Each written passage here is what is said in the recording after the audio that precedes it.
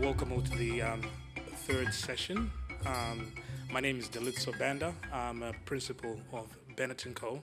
I believe that we are also online on the virtual platform, so this session is also being streamed. I'd like to introduce our first guest speaker, who I believe is doing it virtually. His name is Tim Beresford, the Acting Chief Executive Officer of the Australian Trade and Investment Commission, Austrade. Tim is, as I mentioned, the Acting Chief Executive Officer of Austrade. His previous roles include Deputy CEO of Global Client Services at Austrade, Chief Operating Officer and Deputy Vice Chancellor at Macquarie University, and the First Assistant Secretary of Social Policy Division at the Department of Prime Minister and Cabinet, as well as roles with Westpac and McKinsey. Tim holds a bachelor's degree in law and economics with first-class honours from Sydney University and a Master of Philosophy in International Relations from Cambridge University, where he was a Menzies Scholar in 1994. He's a fellow of the Australian Institute of Company Directors. Tim is also passionate about community engagement, and he's a chair of the Benevolent Society, where he has been a board member since February 2013. Please join me in welcoming Tim.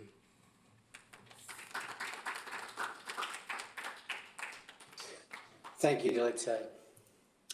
I'd like to commence with an acknowledgement to country. I'd like to acknowledge the Ngunnawal people, who are the traditional custodians on the land on which I am on today, the city of Canberra.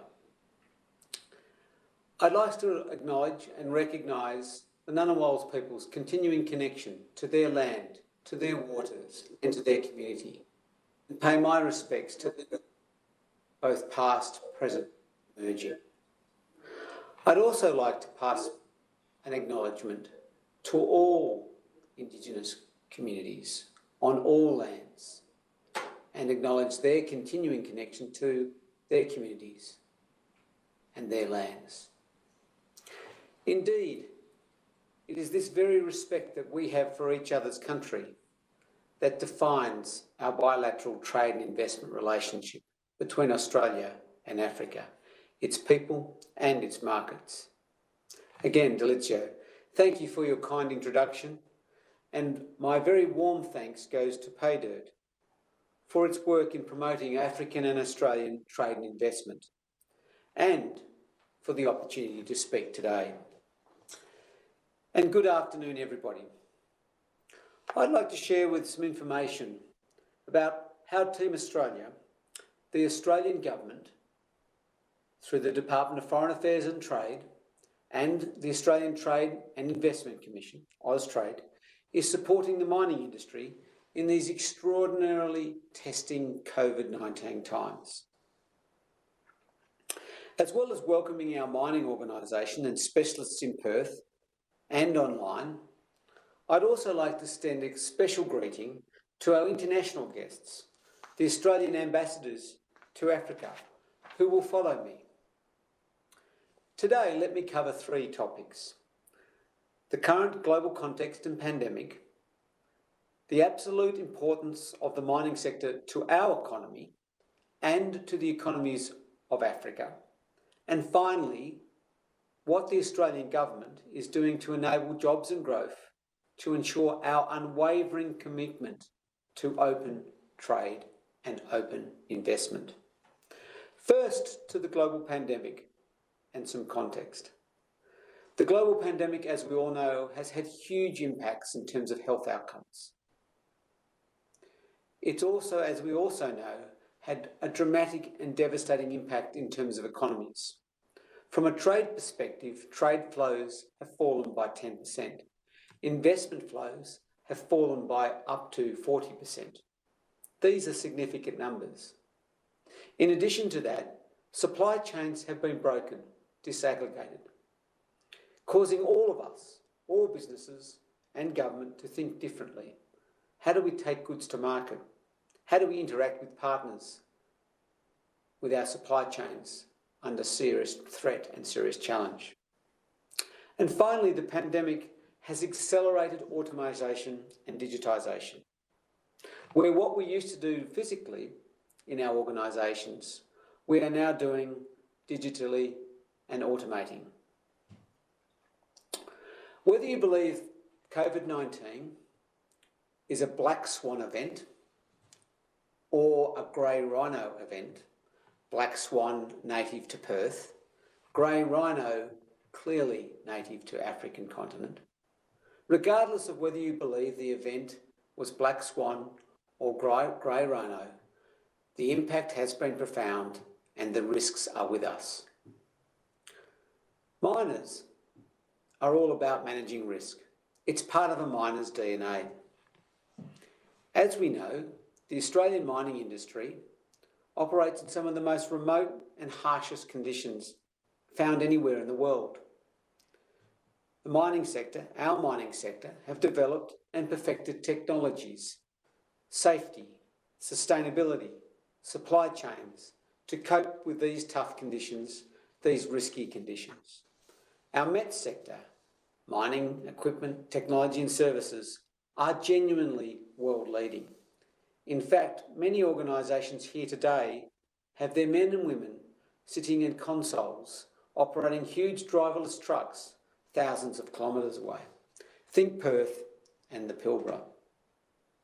Our miners are engaged in intelligent mining, and they apply these Industry 4.0 concepts and the use of data to create productivity and cost efficiencies to collaborate and improve the experience for employees and outcomes for customers. Australia is at the forefront of these technologies, and we are setting the global standard. By 2030, the Australian new iron ore mines are all expected to be fully automated through autonomous machinery, state-of-the-art IT systems, sensors, data analytics, connected working technology such as virtual reality headsets. This is all very exciting. Two examples. MSET, an Australian company that specialises in robotics, AI, drone autonomy, mapping, data analytics, all great examples of innovation. Its world-leading hover technology map technology automates the collection of valuable data in underground areas, too deep, too difficult, too dangerous for people to survey or navigate. Another terrific METS organisation, Blast Movement Technology, uses its smarts to support mines to be more profitable in Africa. And it does this using drones to accurately measure 3D blast movements in order to increase yields and minimise losses. It's through these capabilities that mining continues to remain so important to the Australian economy. Indeed, it's responsible for around 50% of Australia's exports. This leads me to my second point, the importance of the mining sector to our economy and to the economies of countries in Africa. We must and we continue to stay ahead of the pack. According to global data, there are approximately 132 ASX-listed mining companies in Africa, operating in 458 mines across 34 countries on the continent. And at the start of this year, there were up to 171 Australian METS companies in operation. Let's look at one of them, SmartCap. SmartCap manufactures fatigue monitoring systems that were implemented at AngloGold's Asahi Idrupurum gold mine in Ghana. These systems help eliminate driver fatigue. And since the trial began last year, there have been no injuries and no damage to property due to driver fatigue. The mine has therefore commissioned SmartCap systems for all its heavy vehicles and heavy equipment. And AngloGold Asahi has announced plans to roll out SmartCap for all of its African operations. And while we're in Ghana, it's worth noting it's one of the top 5 markets for mining in Africa, along with South Africa, Botswana Namibia and Tanzania, as well as what should be acknowledged is the growing market of Nigeria, but more on that later. Along with Australia and the world's largest and most innovative engineering companies, like Wortley, and the mining giants like BHP, there are many Australian junior miners with smart exploration capability and Australian-developed world-standard JORC codes to support stock exchange reporting. This brings me to my third and final point. How does the Australian government, and obviously through Austrade, support enabling jobs and growth to ensure our companies keep on target during these extremely testing times through COVID-19? Firstly, we maintain a strong diplomatic presence in sub-Saharan Africa with 7 embassies or high commissions. In addition, Austrade also maintains physical missions in Johannesburg, Nairobi, Ghana and Morocco. And as promised, we have recently made considerable progress in appointing a contractor in Lagos, Nigeria, to work with Austrade and DFAT and Australian and African business communities grow trade and investment opportunities in Nigeria. The reality is Nigeria is sub-Saharan Africa's largest economy, with a population of 260 million people that is expected to double over the next 30 years. The Australian government, through Austrade and the High Commissions, are constantly looking at ways to work as Team Australia, to grow our pipeline of companies working and prospering in Africa. We do this through programs like the very popular EMDG program, Export Market Development Grant Scheme.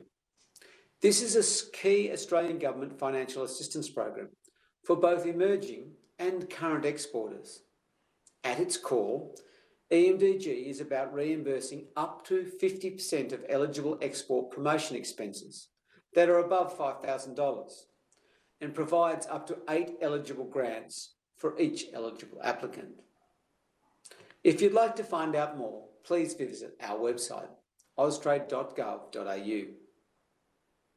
In addition to the globally acclaimed JobKeeper program that the government has announced back in March, the government announced in October a $4 billion job-making hiring credit, which is payable for up to 12 months.